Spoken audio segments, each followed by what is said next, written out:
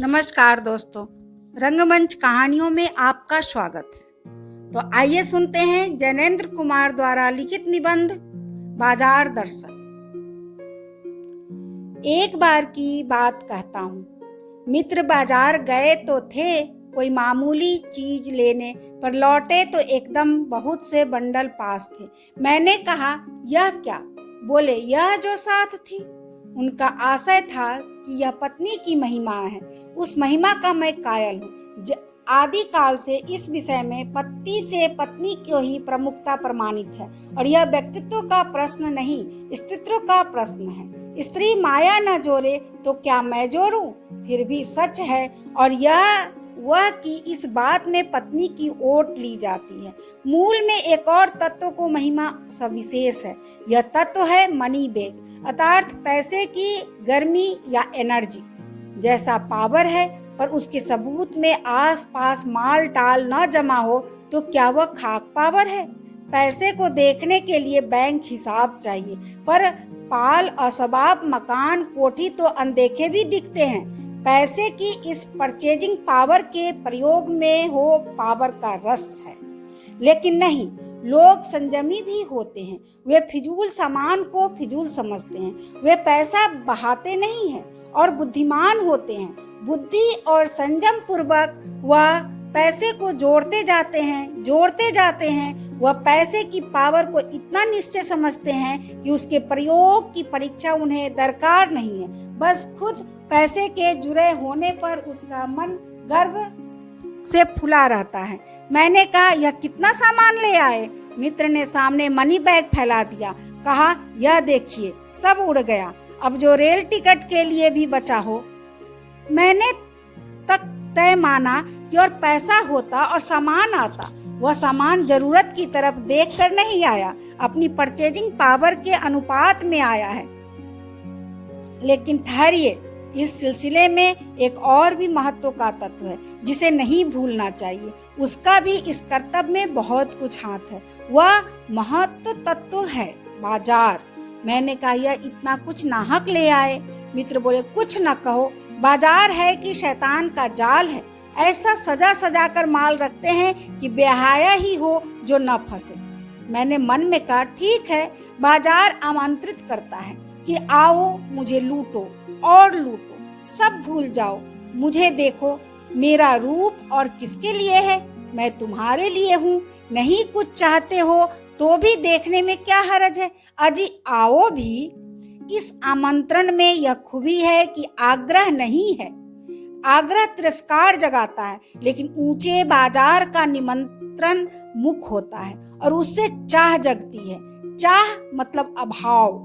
चौक बाजार में खड़े होकर आदमी को लगने लगता है कि उसके अपने पास काफी नहीं है, और चाहिए और चाहिए। मेरे यहाँ कितना परिमित है और यहाँ कितना अतुलित है। ओह, कोई अपने को ना जाने तो बाजार का यह चौक उसे कामना से विकल बना छोड़े। विकल क्यों? पागल, असंतोष, तृष्णा और ईर्ष्या से घायल कर मनुष्य को सदा के लिए यह बेकार बरा डाल सकता है। एक और मित्र की बात है। यह दोपहर के पहले के गए बाजार से कहीं शाम को वापस आए तो खाली हाथ। मैंने पूछा, कहाँ रहे? बोले, बाजार देखते रहे। मैंने कहा, बाजार का देखते क्या रहे? बोले, क्यों बाजार? तब मैंने कहा, लाए तो कुछ नहीं। बोले, हाँ, पर यह समझ ना आता था कि यह लूं कि यह लूं। सब कुछ तो लेने का जी चाहता था। कुछ लेने का मतलब था से सब कुछ को छोड़ देना, पर मैं कुछ भी नहीं छोड़ना चाहता था, इससे मैं कुछ भी नहीं ले सका। मैंने कहा, खूब। पर मित्र की बात ठीक थी। अगर ठीक पता नहीं है तो क्या चाहते हो तो सब ओर की चाह तुम्हें घेर लेगी, और तब परिणाम त्रासी होगा, गति नहीं होगी, न कर्म। बाजार में एक जादू है। वह जादू आंख की राह काम करता है। वह रूप का जादू है, पर जैसे चुंबक का जादू लोहे पर ही चलता है, वैसे ही इस जादू की भी मर्यादा है। जेब भरी हो और मन खाली हो, ऐसी हालत में जादू का असर खूब होता है। जेब खाली पर मन भरा ना हो तो भी जादू चल जाएगा। मन खाली है तो बाजार की अनेकानेक चीजों का निमंत्रण उस तक पहुंच जाएगा। कहीं वो हुई उस वक्त जेब भरी, तब तो वह मन किसी की मानने वाला है। मालूम होता है यह भी लूं वह भी लूं, सभी सामान जरूरी और आराम को बढ़ाने वाला मालूम होता है, पर यह सब जादू का असर है। जादू की सवारी उतरी कि पता चलता है कि फैंसी चीजों की बहुतायत आराम से मदद नहीं देती, बल्कि खलल ही डालती है। थोड़ी देर को स्वाभिमान को जरूर सेंक मिल जाती है, पर इससे अभिमान की गिल्टी की और खुराक हो जाए मिलती है। जकड़ रेशमी डोरी की हो तो रेशम के स्पर्श के मुलायम के कारण क्या वह कम जकड़ होगी? पर उस जादू की जकड़ से बचने का एक सीधा सा उपाय है, वह यह कि बाजार जाओ तो मन खाली न हो, न खाली हो मन तब बाजार न जाओ। कहते हैं लू में जाना हो तो पानी पी कर जाना चाहिए। पानी भीतर हो, लू का लूपन व्यर्थ हो जाता है। मन लक्ष्य में भरा हो तो बाजार भी फैला का फैला ही रह जाएगा। तब वह घाव बिल्कुल नहीं दे सकेगा, बल्कि कुछ आनंद ही देगा। तब बाजार तुमसे कृतार्थ होगा, क्योंकि तुम कुछ न कुछ सच्चा लाभ उसे दोगे। बाजार का असली कृतज्ञता है आवश्यकता के समय काम आना। यहाँ तक अंतर चिन्ह लेना बहुत जरूरी है। मन खाली नहीं रहना चाहिए, इसका मतलब यह नहीं है कि वह मन बंद रहना चाहिए। जो बंद हो जाएगा वह शून्य हो जाएगा। शून्य होने का अधिकार बस परमात्मा का है, जो सनातन भाव से संपूर्ण है। शेष सब अपूर्ण है, इससे मन बंदी नहीं रह सकता। सब इच्छाओं का निरोध कर लोगे, यह झूठ है। और अगर इच्छा निरोध पस्तपह का ऐसा ही नकारात्मक अर्थ हो तो वह तप झूठ है। वैसे तप की राह रेगिस्तान को जाती होगी, मोक्ष की राह वह नहीं है। ठाठ देकर मन को बंद कर रखना जड़ता है। लोभ का यह जीतना नहीं है कि लोभ जहाँ होता है यानी मन में वहाँ नकार हो, यह तो लोभ की ही जीत है और आदमी की हार। आंख अपनी फोड़ डाली तब लोभनीय के दर्शन से बचे तो क्या हुआ? ऐसे क्या लोभ मिट जाएगा? और कौन कहता है कि आंख फूटने पर रूप दिखना बंद हो जाएगा? क्या आंख बंद करके ही हम सपने नहीं लेते हैं? और वे सपने क्या चैन भंग नहीं करते हैं? इससे मन को बंद कर डालने की कोशिश तो अच्छी नहीं, वह अकारत है। यह तो हट वाला योग है, शायद हट ही हट है, योग नहीं है। इससे मन कृष्ण भले हो जाए और पीला और अशक्त जैसे विद्वान का ज्ञान, वह मुक्त ऐसे नहीं होता जैसे वह व्यापक को जगह संकीर्ण और विराट की जगह क्षुद्र होता है। इसलिए उसका रोम रोम मूंद कर बंद तो मन को नहीं करना चाहिए। वह मन पूर्ण कब है? हम में पूर्णता होती तो परमात्मा से अभिन्न हम महाशून्य ही ना होते। अपूर्ण है, इसी से हम हैं। सच्चा ज्ञान सदा अपूर्णता के बोध को हम में गहरा करता है। सच्चा कर्म सदा अपूर्णता की स्वीकृति के साथ होता है। अतः उपाय कोई वही हो सकता है जो ब्लात मन को रोकने को न कहे, जो मन को भी इसलिए सुने क्योंकि वह अप्रयोजनीय रूप में हमें नहीं प्राप्त हुआ है। हाँ, मनमानेपन की छूट मन को न हो, क्योंकि वह अखिल का अंग है, खुद कुल नहीं है। पड़ोस में एक महानुभाव रहते हैं जिनको लोग भगत जी कहते हैं। चूरन बेचते हैं। यह काम करने जाने उन्हें कितने बरस हो गए हैं, लेकिन किसी एक भी दिन चूरन से उन्होंने 6 आने पैसे से ज्यादा नहीं कमाए। चूरन उनका आसपास सरनाम है और खूब लोकप्रिय हैं। कहीं व्यवसाय का गुड़ पकड़ लेते हैं और उस पर चलते तो आज खुशहाल क्या मालामाल होते। क्या कुछ उनके पास ना होता? इधर 10 वर्ष से मैं देख रहा हूँ, उनका चूरन हाथों हाथ जाता है, पर वह न उसे थोक देते हैं न व्यापारियों को बेचते हैं। पेशगी ऑर्डर कोई नहीं लेते।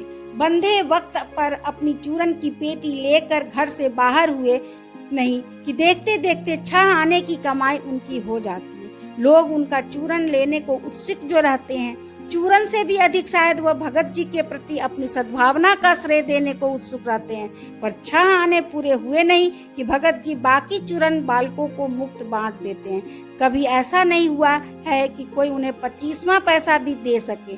कभी चूरन में लापरवाही नहीं हुई और कभी रोग होता भी तो मैंने उन्हें कभी नहीं देखा। और तो नहीं, लेकिन मुझे निश्चय मालूम होता है कि इन चूरन वाले भगत जी पर बाजार का जादू नहीं चल सकता। कहीं आप भूल न कर बैठिएगा, इन पंक्तियों को लिखने वाला मैं चूरन नहीं बेचता हूँ। जी नहीं, ऐसा हल्की बात भी न सोचिएगा। न यह समझिएगा कि लेख के किसी भी मान्य पाठक से उस चूरन वाले को श्रेष्ठ बताने की मैं हिम्मत कर सकता हूँ। क्या जाने उस भोले आदमी को अक्षर ज्ञान तक भी है या नहीं, और बड़ी बातें तो उसे मालूम क्या होगी, और हम आप ना जाने कितनी बड़ी बड़ी बातें जानते हैं। इससे यह तो हो सकता है कि वह चूरन वाला भगत हम लोगों के सामने एकदम नाचीज आदमी हो, लेकिन आप पाठकों को विद्वान श्रेणी का सदस्य होकर भी मैं यह स्वीकार नहीं करना चाहता हूँ कि उस अपदार्थ प्राणी को वह प्राप्त है जो हम में से बहुत कम को शायद प्राप्त है। उस पर बाजार का जादू वार नहीं कर पाता। माल बिछा रहता है और उसका मन अडिग रहता है। पैसा उससे आगे होकर भीख तक मांगता है कि मुझे लो, लेकिन उसके मन में पैसे पर दया नहीं समाती। वह निर्मम व्यक्ति पैसे को अपने आहत गर्भ में बिलखता ही छोड़ देता है। ऐसे आदमी के आगे क्या पैसे की व्यंग शक्ति कुछ भी चलती होगी? क्या वह शक्ति कुंठित रहकर सलज्ज ही न जाती होगी? पैसे की व्यंग शक्ति की सुनिए, वह दारुण है। मैं पैदल चल रहा हूँ कि पास ही धूल उड़ाती निकल गई मोटर। वह क्या निकली, मेरे कलेजे को कौंधती एक कठिन व्यंग की लीक ही आड़ से पार हो गई, जैसे किसी ने आंखों में उंगली देकर दिखा दिया हो कि देखो उसका नाम है मोटर और तुम उससे वंचित हो।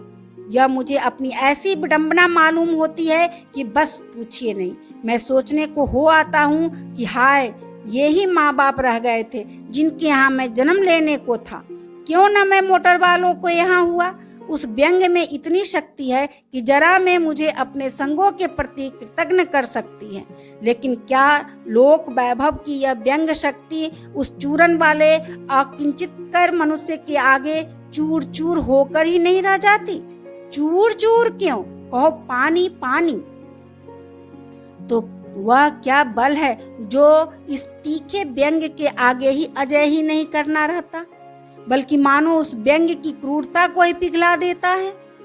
उस बल का नाम जो दो हो, पर वह निश्चय उस तल की वस्तु नहीं जहाँ पर संसारी वैभव फलता फूलता है। वह कुछ अपर जाति का तत्व है। लोग स्पिरिचुअल कहते हैं, आत्मिक, धार्मिक, नैतिक कहते हैं। मुझे योग्यता नहीं कि मैं उन शब्दों में अंतर देखूं और प्रतिपादन करूं। मुझे शब्द से सरोकार नहीं, मैं विद्वान नहीं कि शब्दों पर अटकूं। लेकिन इतना तो है कि जहां तृष्णा है, बटोर रखने की स्प्रिया है, वहां उस बल का बीज नहीं है। बल्कि यदि उसी बल को सच्चा बल मानकर बात की जाए तो कहना होगा कि संचय की तृष्णा और वैभव की चाह में व्यक्ति की निर्बलता ही प्रमाणित होती है। निर्बल ही धन की ओर झुकता है। वह अबलता है, वह मनुष्य पर धन की और चेतन पर जड़ की विजय है। एक बार चूरन वाले भगत जी बाजार चौक में दिख गए। मुझे देखते ही उन्होंने जय जय राम किया।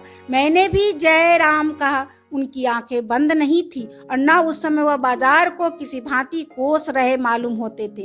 राह में बहुत लोग, बहुत बालक मिले जो भगत जी द्वारा पहचाने जाने के इच्छुक थे। भगत जी ने सबको ही हंसकर पहचाना, सबका अभिवादन लिया और सबको अभिवादन किया। इससे तनिक भी यह नहीं कहा जा सकेगा कि चौक बाजार में होकर उनकी आंखें किसी से भी कम खुली थी, लेकिन भौचक्के हो रहने की लाचारी उन्हें नहीं थी। व्यवहार में पेशो पेश उन्हें नहीं था और खोए से खड़े नहीं रह जाते थे। भांति भांति के बढ़िया माल से चौक भरा पड़ा है। उस सब के प्रति अप्रीति इस भगत के मन में नहीं है, जैसे उस समूचे नाव के प्रति भी उनमें से आशीर्वाद हो सकता है, विद्रोही नहीं। प्रसन्नता ही भीतर है, क्योंकि कोई रिक्ति भीतर नहीं है। देखता हूँ कि खुली आंख, तुष्ट और मग्न वह चौक बाजार में से चलते चले जाते हैं। राह में बड़े बड़े फैंसी स्टोर पड़ते हैं पर पड़े रह जाते हैं। रुकते हैं तो एक छोटी पंसारी की दुकान पर रुकते हैं, जहाँ दो चार अपने काम की चीज लिए और चले आते हैं। बाजार से हठपूर्वक विमुखता उनमें नहीं है, लेकिन अगर उन्हें जीरा और काला नमक चाहिए तो सारे चौक बाजार की सत्ता उनके लिए तभी तक उपयोगी है जब तक वहाँ जीरा मिलता है। जरूरत भर जीरा वहाँ से ले लिया, सारा चौक उनके लिए आसानी से नहीं बराबर हो जाता है। वह जानते हैं कि जो उन्हें चाहिए वह है जीरा नमक। बस इस निश्चित प्रतीत के बल पर शेष सब चांदनी दाएं बाएं भूखी की भूखी फैली रह जाती है, क्योंकि भगत जी को जीरा चाहिए। वह कोने वाले पंसारी की दुकान से मिल जाता है और वहां से सहज भाव में ले लिया गया है। इसके आगे आसपास अगर चांदनी बिछी रहती है तो बड़ी खुशी से बिछी रहे। भगत जी उस बेचारी का कल्याण ही चाहते हैं।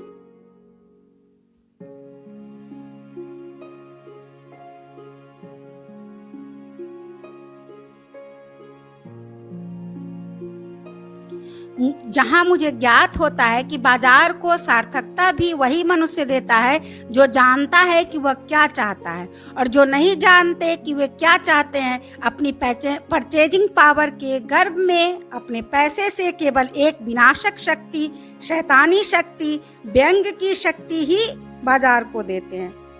न तो वे बाजार से लाभ उठा सकते हैं, न उस बाजार को सच्चा लाभ दे सकते हैं। वे लोग बाजार का बाजारूपन बढ़ाते हैं, जिसका मतलब है कि कपट बढ़ाते हैं। कपट की बढ़ती का अर्थ परस्पर में सद्भाव की घटी। इस सद्भाव के हाथ पर आदमी आपस में भाई भाई और सुहृदय और पड़ोसी फिर रह ही नहीं जाते हैं, और आपस में कोरे ग्राहक और बेचक की तरह व्यवहार करते हैं, मानो दोनों एक दूसरे को ठगने की घात में हो। एक की हानि में दूसरे को अपना लाभ दिखता है, और यह बाजार का बल्कि इतिहास का सत्य माना जाता है। ऐसे बाजार को बीच में लेकर लोगों में आवश्यकताओं का आदान प्रदान नहीं होता, बल्कि शोषण होने लगता है। सब कपट सफल होता है, निष्कपट शिकार होता है। ऐसे बाजार मानवता के लिए विडंबना है, और जो ऐसे बाजार का पोषण करता है, जो उसका शास्त्र बना हुआ है, वह अर्थशास्त्र सरासर औंधा है। यह मायावी कैपिटलाइज्ड शास्त्र है। यह अर्थशास्त्र अनीति शास्त्र है। अभी आप सुन रहे थे जनेंद्र कुमार द्वारा लिखित निबंध बाजार दर्शन। कैसी लगी आपको ये बाजार दर्शन? कमेंट बॉक्स में हमें लिखें तथा मेरे चैनल को लाइक करें, सब्सक्राइब करें और साहित्य प्रेमी दोस्तों के साथ शेयर करें। धन्यवाद।